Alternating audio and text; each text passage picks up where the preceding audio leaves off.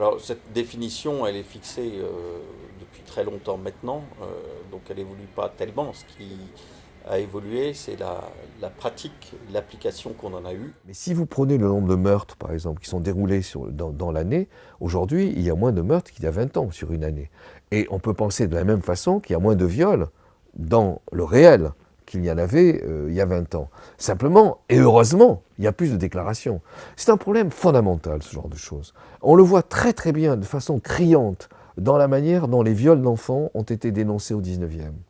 Vous avez le sentiment, quand vous lisez les dénonciations, que le viol d'enfants grandit de manière infinie au fur et à mesure que les décennies se déroulent au XIXe siècle. Initialement, on concevait la pénétration que comme une pénétration vaginale, voilà, d'un homme sur une femme.